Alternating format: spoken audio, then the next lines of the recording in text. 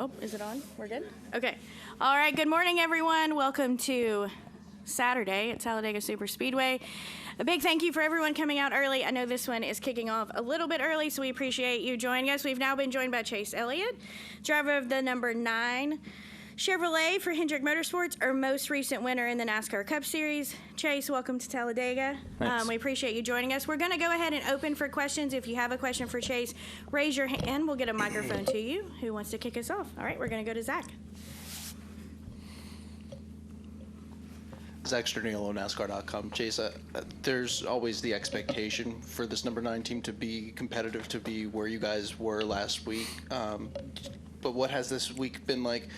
Has it been any different from your perspective, just getting the win and being able to celebrate that a little bit more when you haven't had that moment in over a year?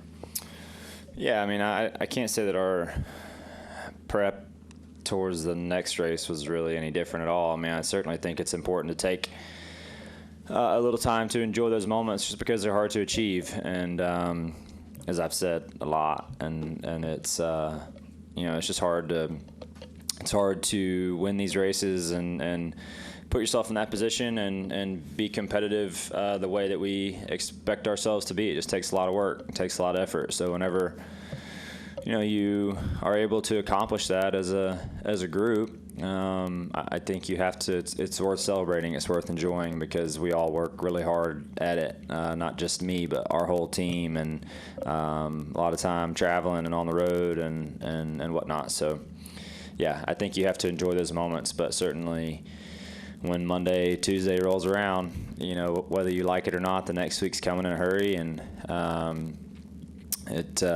you have to make sure you're ready to go the next week like you were last week when it went well. All right, we'll go to Bob. Bob Pockers, Fox Sports. On the last lap, if you're near the front, do you assume that it's going to go to the finish and that's the way you plan your strategy, or do you have to plan that there's going to be more than likely a wreck on the backstretch and as far as where you need to be?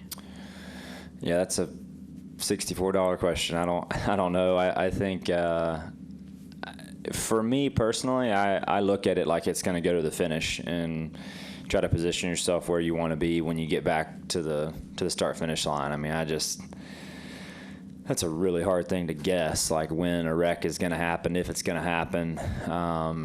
So I don't know about someone else. Ask Blaney, because I feel like he's won about the last 15 races here, and should have won about 14 Daytona 500. So whatever he does, I feel like is the right thing. But for me personally, I look at it like we're coming back to the checkered flag if I'm up in the mix. If I'm leading, I'm obviously okay with it going either way. And I think if you're anything past that, you certainly want it to go back to the line. All right. Good. Go ahead, bud. The mic's right there.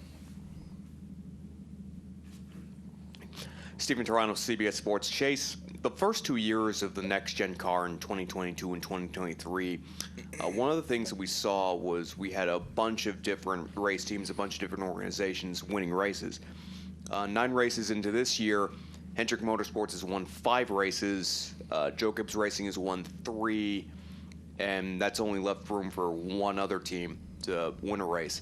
How exactly did Hendrick get so far out ahead of everyone? And then do you feel like we're going to see more of this and a little less of the parity that we saw the first 2 years, as everyone kind of knows what makes the next gen car tick and what it's made of? Yeah, they're all the same, right? Yeah, I just think it's silly that, we think that we're going to keep the big teams and the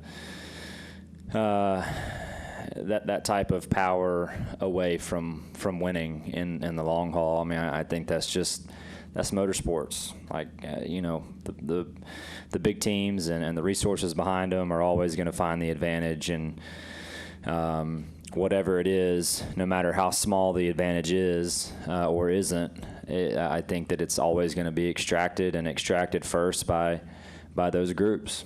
And I think that's just racing, and I don't think it matters how hard we try to make everything the same.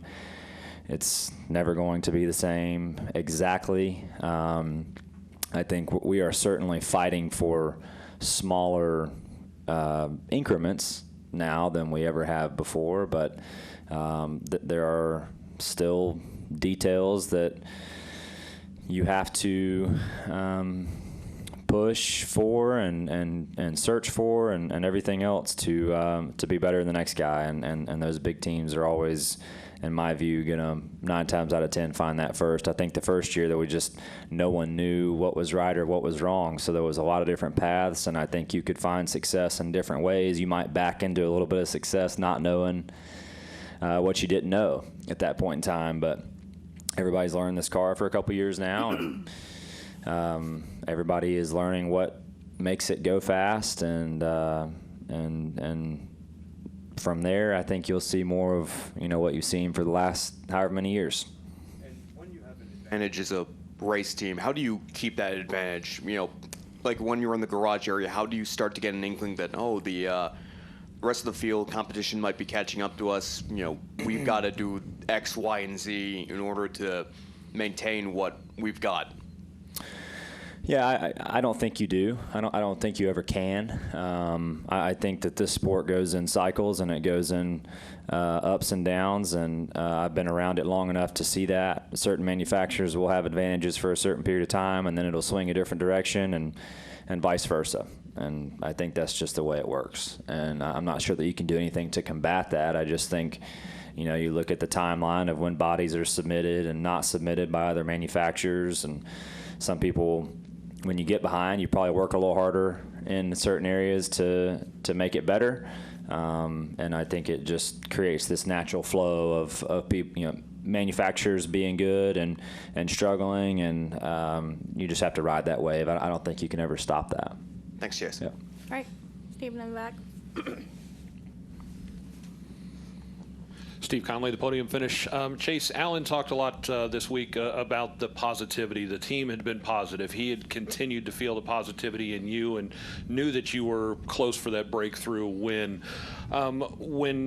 Did you feel the same way throughout the last year or so with the winless streak as Alan, and even up leading into Texas last week? Yeah, I think he's probably referencing more this year and just the work that we've done this season and the gains that we've made towards the end of last year, but certainly in the first part of this year. And I've been fortunate to experience it a couple times throughout my career where you just have a really good group of people that are working really well together, and I feel like we have that right now. We've had it at other times too, and it just becomes really important to try and take advantage of that, because people are going to move on. People, you're going to have other opportunities, take new jobs, get promotions at other teams. Who knows, right? Those things just don't last forever. So, yeah, I certainly feel that way about our group. I think we work really well together. Everyone is driven to work for and with each other and pushing one another to be better, and that's a special thing, and it's fun. Really fun to be a part of. So I hope that we can all stay together for a long time. But unfortunately, that's just not how it works. And but what's cool about it is we do have a really good group right now, and I think we're all very driven to make the very most of that while things are clicking. All right, we're going to continue to take a couple more questions. I don't know if I'll get to everyone, but just hang tight. We're going to get as many as we can. We're going to go to Jordan next. Jordan Bianchi, The Athletic. Alan last week was kind of emphatic, and I'm kind of paraphrasing a little bit, saying, like, you guys may not have been winning, but you look at the stats, average running position, those kind of things. You guys were right there with kind of the best. And I'm curious, from your perspective, did you feel like you kind of in that ballpark? And then after this win, how do you kind of stack up? Do you feel like you stack up against the Larsons, the Byrons, the Hamlins, the guys we kind of talk about as the quote-unquote championship favorites?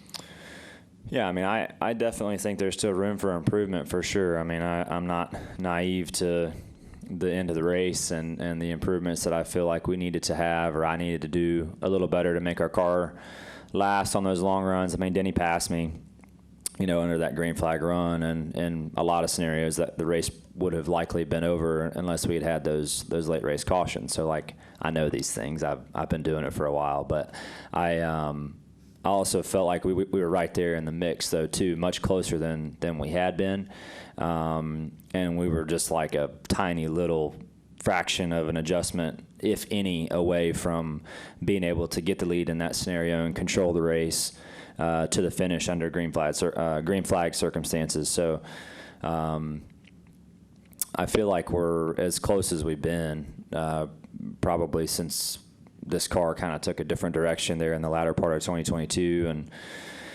I think our balance in how we come to the racetrack and the things that we're talking about is exactly right. And then I think a lot of it from there is just how I manage a run and making sure I can make it last. And really hard to explain some of these things, but I think a lot of it kind of falls in my hands. I think the balance of our car last week was in a really, really good position. I have absolutely nothing to complain about it, and I told them the same thing, in our meetings post-race. All right. You had a question? Go ahead. Tracy Riggs, Tab Media. I was just wondering what your greatest regret is from this past season going into this season. My greatest regret? I really don't know. I mean, I can't change any of it, so what's it matter? All right, we're going to go with questions. We'll go to Chris and then Justin. Chris and then Justin. There you go. Chris9catchfans.com. Chase, was there any sort of relief or, did you feel like the pressure was off of you now that you have a win, or were you just focused on status quo?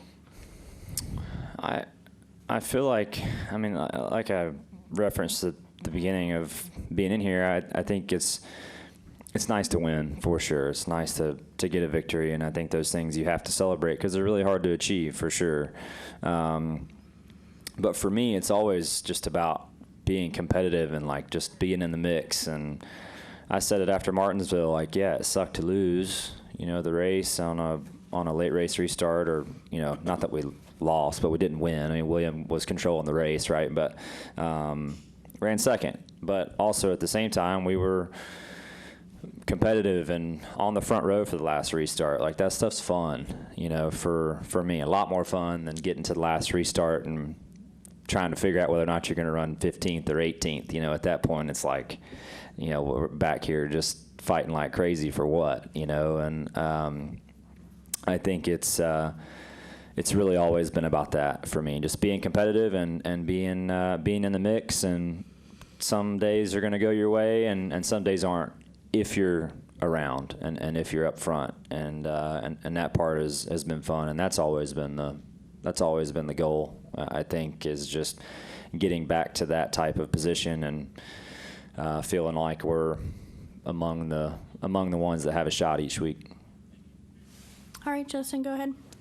Justin Schuler, Kicking the Tires. Chase, this might be an off-the-wall question, but last week Texas took down the scoring pylon in here.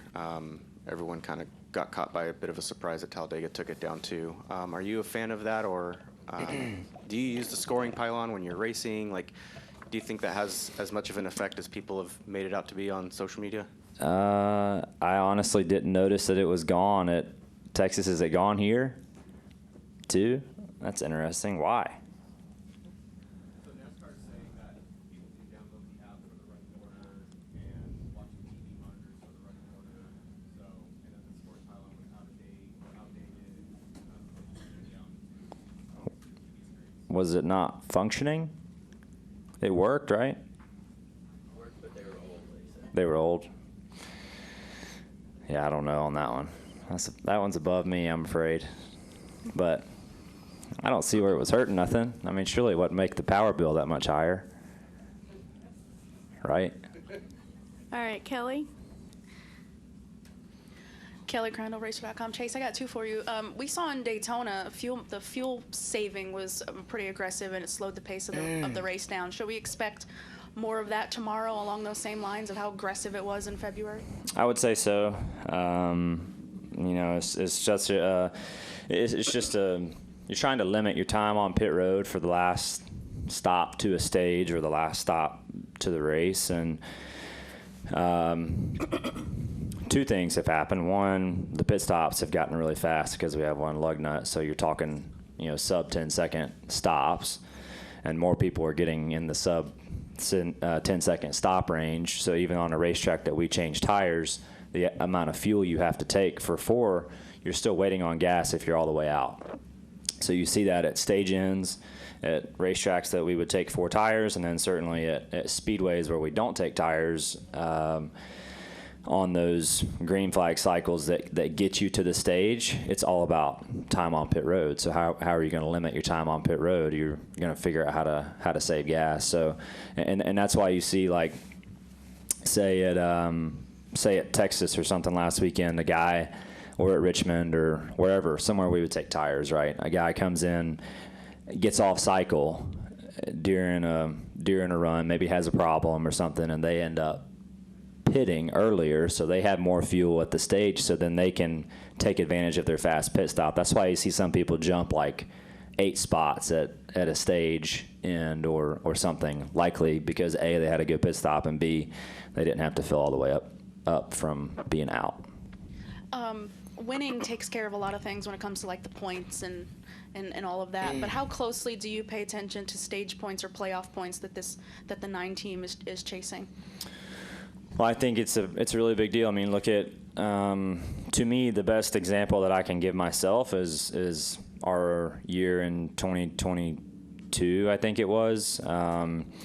We had a really good summer stretch and won a few races and won some stages. And when the playoff thing started, we had I can't remember, it was somewhere in the high 30s, maybe close to 40 points. Someone maybe can tell me or not, but it was a bunch. And we ran horrendous through the last 10 races and made the Final 4, and that was why. So I think that in itself tells you everything you need to know about how important those playoff points are, because it can take a really average final 10 and give you a shot in those last 3 or 4 weeks, and that's worth its weight in gold. So I think it's important to rack up as many as you can while the regular season's going on. All right, Chase, thanks so much for spending some time with us this morning. Thank you.